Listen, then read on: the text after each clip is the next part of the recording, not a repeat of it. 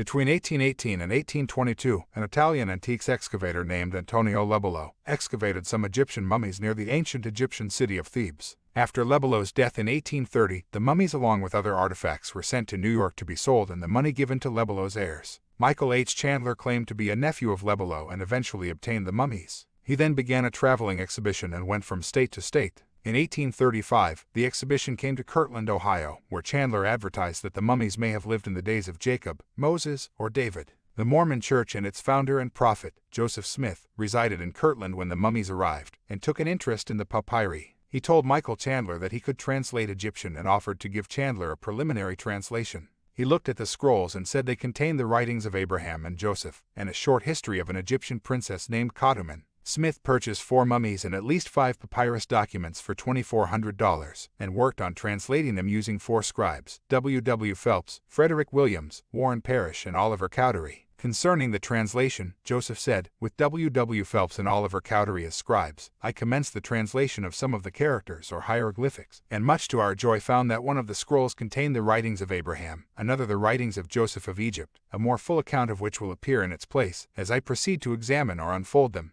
Although the Rosetta Stone had been discovered 35 years earlier, it would not be well understood for another 20 years until the 1850s. So at this time, one could claim what the scrolls meant without much scrutiny. The completed translation appeared in the church newspaper, The Times and Seasons, in 1842. It was canonized as scripture in 1880 as a part of the Pearl of Great Price. Some important Mormon doctrines that came from the book are: 1. The priesthood is given to those who were noble in the pre-mortal life. The Pharaoh of Egypt was a descendant of Ham, thus could not have the priesthood. This passage became the basis for the Mormon doctrine preventing blacks from getting the priesthood until 1978. In 1900, First Presidency member George Q. Cannon began using this reference as a scriptural justification for the ban. The 2002 Doctrine and Covenants Student Manual refers to Abraham chapter 1, 21-27 as the reason behind the priesthood ban. 2. Kolob is the star nearest to the throne of God and governs all other stars. Time moves slower on Kolob. 1 day on Kolob is equal to 1,000 Earth years. 3. Spirits are eternal and of different intelligences. They existed in the premortal existence. This is the first estate.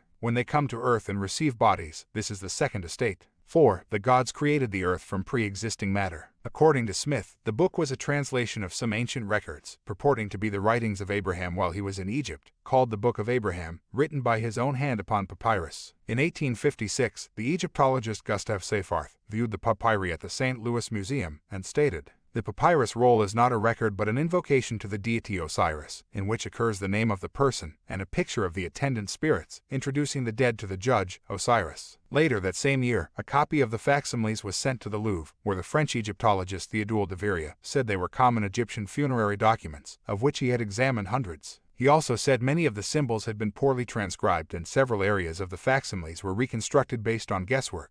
He concluded that Joseph Smith's translation was rambling nonsense. The papyrus was thought to be lost in the Great Chicago Fire in 1871. However, many pieces were discovered in the Metropolitan Museum of Art in New York, and also in the LDS Church archives. This gave scholars of ancient Egypt another chance to review the papyri. They were concluded to be standard funerary texts from the Book of Breathings, which evolved from the Book of the Dead in the later stages of Egyptian history, a few centuries before Christ. These texts were commonly buried with the deceased person as instructions to help them into the afterlife, and had nothing to do with the Bible. It dated to the Ptolemaic Dynasty around 150 BC, some 1,500 years after Abraham supposedly lived, so they could not have been written by Abraham's hand as Joseph Smith claimed.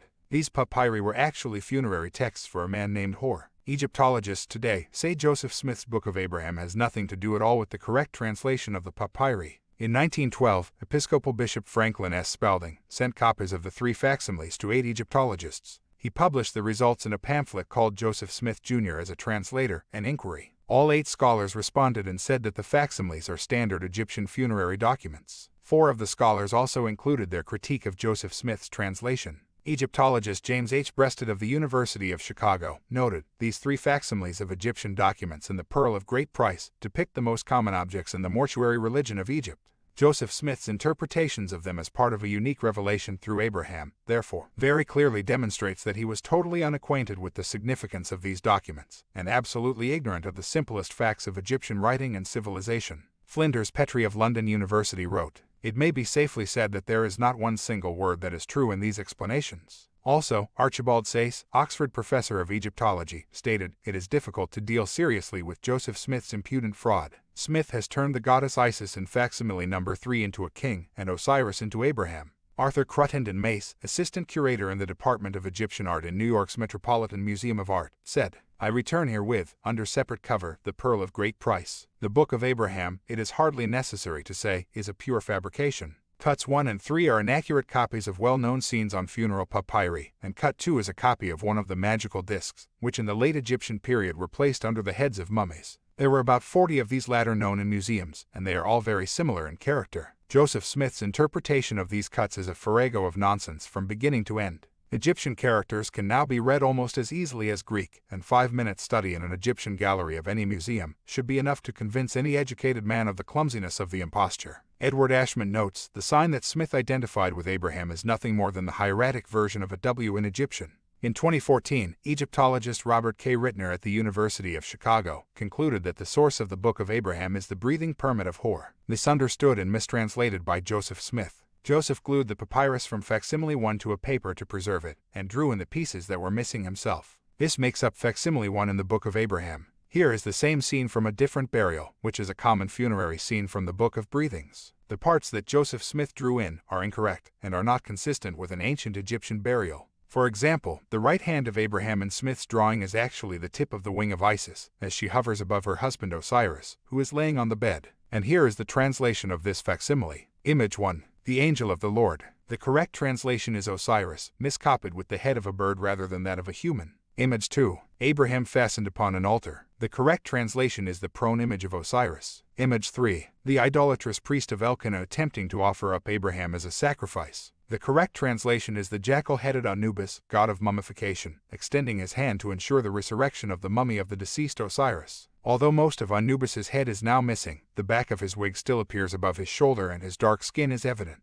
Image 4. The altar for sacrifice by the idolatrous priests, standing before the gods of Elkanah, Libnah, Mamekra, Koresh, and Pharaoh. The correct translation is the customary lion-headed funerary bier. Image 5. The idolatrous god of Elkanah. The correct translation is one of the 4 canopic jars representing falcon-headed Kebesenov, protector of the intestines. Image 6. The idolatrous god of Libnah. The correct translation is one of the 4 canopic jars representing jackal-headed Duamudef, protector of the stomach. Image 7. The idolatrous god of Mamekra. The correct translation is one of the 4 canopic jars representing baboon-headed Hapi, protector of the lungs. Image 8. The idolatrous god of Koresh. The correct translation is one of the 4 canopic jars representing human-headed Imseti, protector of the liver. Image 9. The idolatrous god of Pharaoh. The correct translation is the crocodile who aided in the collection of the dismembered limbs of Osiris. Image 10. Abraham in Egypt. The correct translation is a typical offering stand with a spouted vessel and Nile water lily flowers. Image 11.